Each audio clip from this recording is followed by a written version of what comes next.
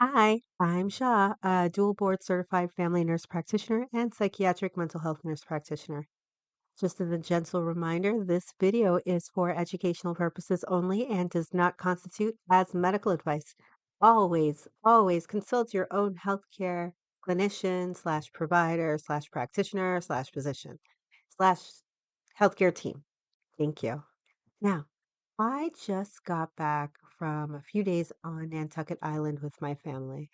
And I learned slash remembered something I should have remembered as a healthcare practitioner, but somehow forgot. Rest isn't a luxury. It's not optional. It's the foundation of restoration. I'm Shah, and today I want to share what a small island taught me about healing and how I'm bringing Nantucket home. Now, here's the truth. I was exhausted, completely depleted, and I'm a dual board certified nurse practitioner running an integrative private practice, building an online well-being academy, homeschooling two children, married, whole shebang, right? And my weeks, like yours, are full, and my brain is always on. And I kept telling myself, I'll rest when things calm down. I'll rest when I finish this project. I'll rest when insert some excuse that was never going to be good enough, right? But things never calm down. There's always another task. Always another email. There's always another message, another request, another, I'll insert something, right? And then, and then what do, right? You're just back to back and things to do. So when we booked this Nantucket trip, I didn't realize how desperately I needed it, how my body needed it, and how my nervous system was screaming for a reset. Oh, there's a lot of rest words in this. I'm noticing already, right? So I thought it would be nice to get away, right? Especially since I've been thinking about going to Nantucket for years, but I don't like crowds and I don't like being too loud and stuff. So this felt like more of my season to go. But this trip became so much more than a nice getaway. So from the moment we arrived, something shifted. Even actually when we got on the boat, something shifted. We weren't rushing, we weren't checking boxes, we were just being. And when we got there, we walked around the island. Were by the ocean. We smelled the ocean. It was just great, right? We ordered takeout instead of cooking. And in this case, we are going to approve of the takeout during the story. Okay. Stick with me, I promise. And we homeschooled gently. We don't do it aggressively, but even on the boat ride to the island, it felt different. And it was a lot more exploring than curriculum, though we did stick to our ELA math foundation, my friends. Okay. And science too. So on the trip, we talked to people and it felt like no agenda. There was no transaction, just human connection. And here's what surprised me most seeing how much my kids needed this. And yes, as a family and psychiatric nurse practitioner, I know intellectually that children carry stress. I see it in my young clients and patients in the hospital, the anxiety, the pressure, the overscheduling. But it's different when it's your own kids in a way. You think they're homeschooled, they have flexibility, they're fine. This is somewhat based on their rhythm.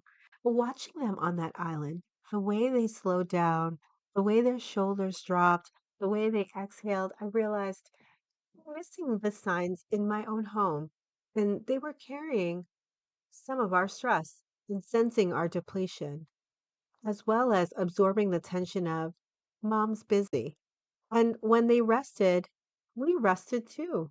And their calm, in a sense, gave us permission to be calm. And it seemed vice versa. And here's what I didn't do on that trip. I didn't check my work messages until the last day on our way back to the ferry. 4 days of not thinking about client emails or requests, plans, business deadlines, 4 days of being grounded in the present moment. I did take some photos, but not many. I think I can count on one hand how many photos I took because when I am behind a camera, I'm in a sense, performing the experience instead of living it. And I truly wanted to live this. And one night we watched the Moby Dick cartoon movie with the kids.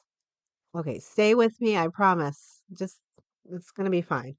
I didn't even know the story, honestly, but the kids were captivated.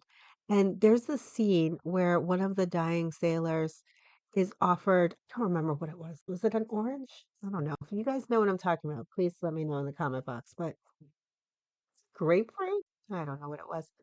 But the only thing I remember is vitamin C because my kids were screaming that out loud, saying, they were connecting it. They said, "Mom, they're giving him vitamin C because he's sick. That's what you told us." And I was like, "Oh my goodness." I know that, nutrition is a core part of one of our subjects at home, but it was really cool to see that connected for them. And even in a 19th century whaling story, I have no idea. Is it 19th century? Again, please let me know in the comment box what century this is. I will look this up later. But it comes back to how we care for our bodies, how nutrition is not just medicine, but life, and how our vessel needs tending. In that moment, sitting with my family and watching them make those connections, that was healing in itself. But here's the thing. Nantucket isn't a cure. I can't live on an island forever. I mean, why not, right?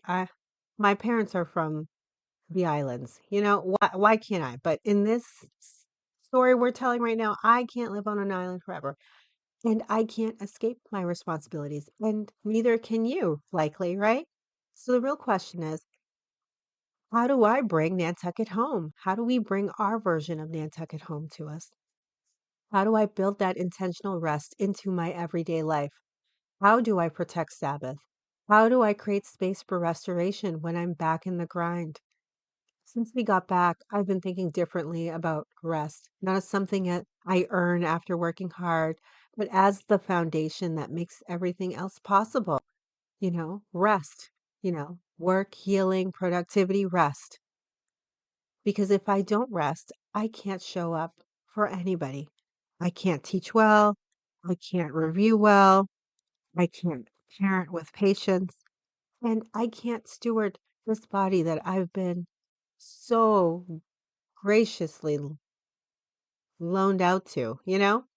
And I'm still figuring out what that looks like practically. Maybe it's protecting more time in the Sabbath that I'm already doing. Maybe it's reorganizing more of our home system so there's less chaos. Maybe it's asking for more help.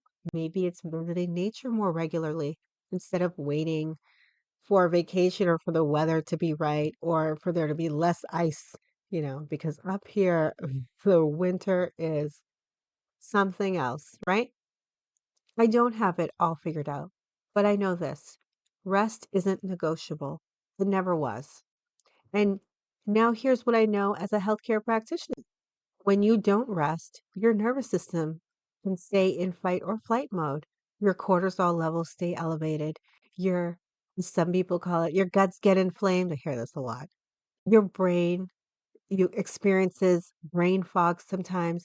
Your body starts feeling like it's breaking down. And rest literally can help heal your gut brain connection. It gives your nervous system permission to shift into rest and digest mode, and it allows repair and restoration. That's why I created a free guide called 5 Gut Soothing Rituals, because so many of us are trying to heal our guts without addressing the rest piece. Please feel free to download it. It's in the description below. Now, one action this week, right? Here's your one action. I want you to ask yourself, how can I bring blank home, right? I don't know where it is for you. Mine is Nantucket. Yours might be uh, Tallahassee. Your place might be Bali. Another place might be Aspen. Another place might be a local ice cream shop that's like really clean and neat. I don't know. Whatever it is for you, how can you bring that experience home? Not literally, but the spirit of it. So, like, don't go to the ice cream shop and take the spoons from there and say, "Dad told me to bring the experience home." No, please don't. Okay. We're talking about the spirit of it and the intentional rest. The being present, the protecting your peace, and maybe it's 1 day a week with no work messages, a 20-minute walk in nature this week, ordering takeout from a nutritionally sound place so that you don't need to cook tonight.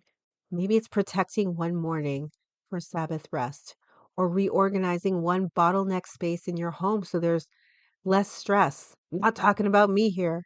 Or booking 15 minutes to just sit and connect with God. Pick one, not 10, just one. One way to practice intentional rest this week. Because rest isn't a reward, it's the foundation. Again, please feel free to download the free gut soothing rituals guide below. And if you want to understand the deeper gut brain trauma connection, please check out some of my other videos and which we talk about how rest plays into healing as well. And also, please comment below on what's one way that you have or are planning to bring rest into your life this week. I'd love to hear what your special place is and how you're bringing it home. And if you liked this video and found it somewhat helpful, I'd be very appreciative if you liked the video. Consider subscribing to Beyond Wellness Academy for more trauma-informed well-being content. Thanks for being here. Now go rest.